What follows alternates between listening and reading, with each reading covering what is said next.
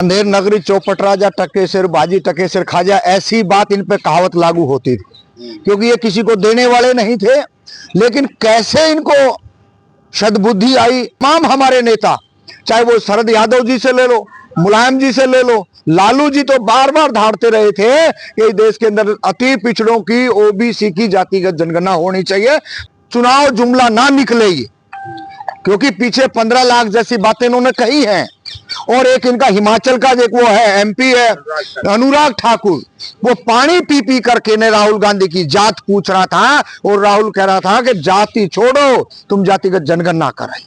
नीतीश कुमार के ऊपर बार बार पलटू राम पलटू राम पलटू राम चाचा की एक बातें आती थी। मेरे को लग रहा नरेंद्र मोदी पलटा ही मार गया पूरे का पूरा। अगर इस देश के अंदर सबसे बड़ा अगर पलटू होगा तो वो होगा नरेंद्र मोदी। इस यूपी और बिहार जो देश के बड़े राज्य हैं उसको देख करके जातिगत जनगणना पे ये आए हैं और कास्ट सेक्शन कराएंगे तो बहुत अच्छी बात है और करवाना भी चाहिए। जितने भी जो चुटियाधारी लोग हैं जो इस देश के अंदर जातियों का शोषण करने वाले हैं, एक का बयान भी 24 घंटे होने को जा रहे हैं, एक के मुंह से भी उफ नहीं निकली है। आज कहां चले गए? क्योंकि आज उनके चाचा ने बोल दिया है। अब चाचा की बात को कैसे नकारेंगे? इसका फायदा जो होगा वो इस देश के जो ओबीसी है और जो अति पिछड़ा है, सबसे ज्यादा इस देश के अंदर, जिसके पास ना शिक्षा है, ना उसके पास नौकरी है, ना उसकी राजनीतिक हिस्सेदारी है, ना उसका कहीं कोई सम्मान है, उसको अरे कम्हार के, अरे खाती के, अरे नाई के, अरे लुहार के, अरे गडरिया के, अरे जैसे शब्दों से पुकारते हैं, उनको फायदा होगा। जातिगत जनगणना की जिस तरह से घोषणा हुई है, अब क्या लग रहा है, किसका श्रेय दे रहे हैं आप, किसको श्रेय दे रहे हैं? देखिए, पहले तो बहुत बहुत धन्यवाद। अंधेर नगरी चौपट राजा टकेसर बाजी टकेसर खाजा, ऐसी बात इन पे कहावत लागू होती थी क्योंकि ये किसी को देने वाले नहीं थे। लेकिन कैसे इनको सद्बुद्धि आई और कल दोपहर तक हम इसी जगह पे थे, कोई चर्चा नहीं थी और कभी सोच भी नहीं सकते थे कि नरेंद्र मोदी जातिगत जनगणना के मामले पे आज बोलें। तमाम देश की मीडिया, यही पास में मीडिया हाउस है और मैं इसी टाइम पे अगर वहां निकल के आ रहा था तो लग रहा था बड़ा झमाझम, बड़ी स्ट्रीम मीडिया आई हुई थी। जितनी देश की गोदी मीडिया है वो यहाँ खड़ी थी और हमारा भी यही था। देश के तमाम साथी यही कह रहे थे कि कुछ ना कुछ पहलगांव पे हंगामा होगा, पाकिस्तान पर चढ़ाई चढ़ेगी और पता नहीं क्या होगा। लेकिन बाद में जैसे ही हम 7 बजे घर पहुंचे हैं, जैसे टीवी खोला है, मोबाइल ऑन किए हैं, तो पता चला कि नरेंद्र मोदी जी इस देश के अंदर जातिगत जनगणना करवाने की बात कर दी कैबिनेट में बैठ के, मंत्रिमंडल बैठ के। तो बहुत अच्छी बात है और खुशी की बात है क्योंकि मेरा अपना जीवन जो है 40 साल इसी जातिगत जनगणना को लेकर के हम लगातार रोडों पर रहे हैं, लाठियां भी खाई हैं, जेलों में भी जाना पड़ा है। और तमाम हमारे नेता, चाहे वो शरद यादव जी से ले लो, मुलायम जी से ले लो, लालू जी तो बार बार धारते रहे थे कि देश के अंदर अति पिछड़ों की, ओबीसी की जातिगत जनगणना होनी चाहिए। जब सभी लोगों की हो जाती है तो इनकी क्यों नहीं हो रही है? और बार बार इस बात का बहाना लेकर के ये टाल मटोल करते थे। चाहे शिक्षा की बात हो, चाहे रोजगार की बात हो, चाहे राजनीतिक हिस्सेदारी पे भी अगर कोई चर्चा हो तो बिल्कुल नथिंग, जीरो था।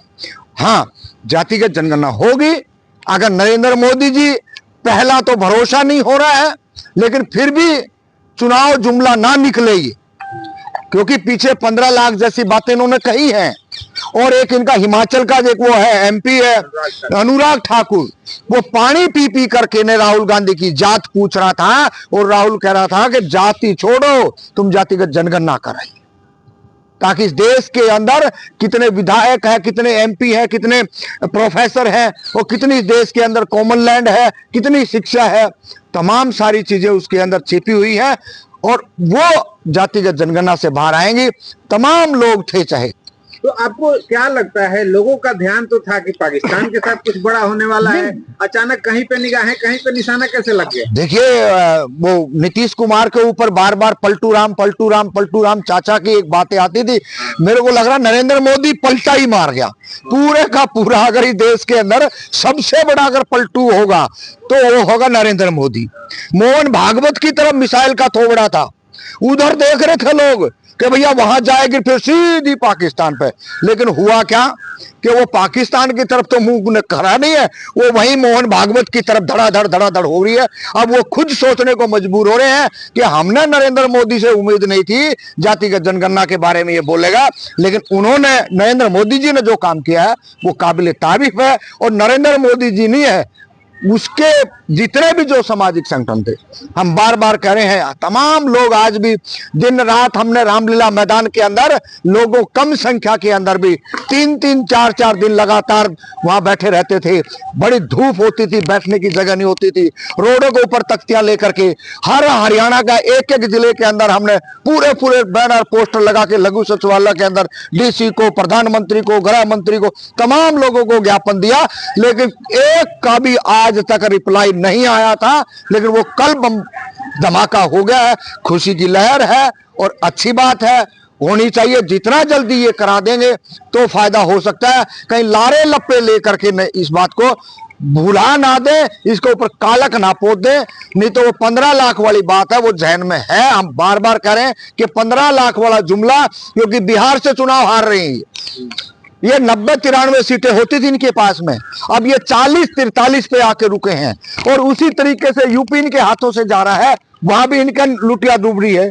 तो इनको इस यूपी और बिहार जो देश के बड़े राज्य हैं उसको देख करके जातिगत जनगणना पे ये आए हैं और कास्ट सेक्शन कराएंगे तो बहुत अच्छी बात है और करवाना भी चाहिए। कम से कम नरेंद्र मोदी ने इतने बढ़िया काम करें, एक अच्छा काम भी कर दे, ताकि इस देश के अंदर आम जो वंचित शोषित पीड़ित है वो भी कहे कि भैया वीपी सिंह जी ने जो मंडल आयोग की रिपोर्ट को लागू किया था और तमाम लोगों ने इस देश को जलाने का काम किया था, तब भी हम 90 के अंदर यही इंडिया गेट के ऊपर खड़े थे। जो यूपी दिल्ली यूनिवर्सिटियां हैं उनके अंदर लगातार छात्रों को भड़का के, दिल्ली नहीं है पूरा देश को जलाने का काम कर रहे थे। तो आज जब इतना बड़ा मामला आया, वो जितने भी जो चुटियाधारी लोग हैं जो इस देश के अंदर जातियों का शोषण करने वाले हैं, एक का बयान भी 24 घंटे होने को जा रहे हैं, एक के मुंह से भी उफ नहीं निकली है। आज कहां चले गए? क्योंकि आज उनके चाचा ने बोल दिया है। अब चाचा की बात को कैसे नकारेंगे? नहीं तो कंगना रनौत वो भी बोल रही थी और तमाम बीजेपी के लोग जातियों के ऊपर तो ऐसे भड़क रहे थे कि मार मराई, मीठा मीठा गप गप और कड़वा कड़वा तू। जब भी जाति का नाम आता, जब भी जाति के जन का नाम आता तो इनका मुंह गुब्बारे की तरफ फूल जाता था। ये देखने वाली बात है, कितनी जल्दी ये जाति का जनगणना कराते हैं, बहुत अच्छी बात है। और सिरे की बात अगर हम कहें तो विपक्ष को जाएगा। और राहुल गांधी ने तो सेक्रेटरियों तक की बात भी कह दी थी। इस देश के अंदर तमाम एक एजुकेशन का पार्ट देके बता दिया था कि कहां है। अगर हमसे गलती हुई है तो क्या आप भी गलती करोगे? तो ये चीजें थी, विपक्ष का पूरा दबाव था, प्रेशर था और ये बिल्कुल हार की स्थिति में थे। यूपी और बिहार से सुपड़ा साफ होने वाला था, तो इसलिए इन्होंने ये फैसला आनंद फंड में लेना पड़ा है और करवाना चाहिए। इस बात को लेकर के हम बार बार लोगों को कहते हैं, इस बात को अब भी ढीला नहीं छोड़ना। जब भी कहीं मीटिंग हो, जब भी कोई बैठे, तब भी चर्चा करें कि जातिगत जनगणना पहले हो। जब बिहार में चुनाव है, तेजस्वी यादव तो कल से पटाखे फोड़ रहे हैं कि हाँ हमने कब 2015 में कहा था। नहीं, हमारे को आपको लग रहा नहीं, हमने पटाखे फोड़ रहे हैं, हमारे मन में पटाखे फूट रहे हैं भाई। इतना लंबा समय से हम लगातार, जब वहां भी जातिगत जनगणना हुई थी बिहार के अंदर, तो हमने तो जंतर मंतर में लड्डू बांटे थे, लड्डू आए, खुशी थी हमारे तो। और आज भी हम 1-2 दिनों के अंदर बड़ा प्रोग्राम करेंगे और जितने भी जो साथी हैं जो लगातार इस आंदोलन में रहे थे उसको लेकर के खुशी एक दूसरे का सम्मान भी करेंगे और अच्छा एक बढ़िया प्रोग्राम करेंगे ताकि मैसेज चला जाए। इस फैसले का फायदा किसको, क्या गठबंधन, इंडिया गठबंधन को होगा, बीजेपी को होगा? देखिए, इसका फायदा जो होगा वो इस देश के जो ओबीसी है और जो अति पिछड़ा है, सबसे ज्यादा इस देश के अंदर, जिसके पास ना शिक्षा है, ना उसके पास नौकरी है, ना उसकी राजनीतिक हिस्सेदारी है, ना उसका कहीं कोई सम्मान है, उसको अरे कम्हार के, अरे खाती के, अरे नाई के, अरे लुहार के, अरे गडरिया के, अरे जैसे शब्दों से पुकारते हैं, उनको फायदा होगा। बाकी तो लगातार तमाम लोग जो अपनी कहीं ना कहीं छोटा मोटा, चाहे वो शिक्षा का हो, नौकरी का हो, राजनीतिक हिस्सेदारी हो, जद्दोजहद करके लड़ लेते हैं। लेकिन फायदे की बात है वो मूल पिछड़े वर्ग के लोगों का होगा और अच्छी बात है, नरेंद्र मोदी ने सद्बुद्धि आई, हम उनका धन्यवाद।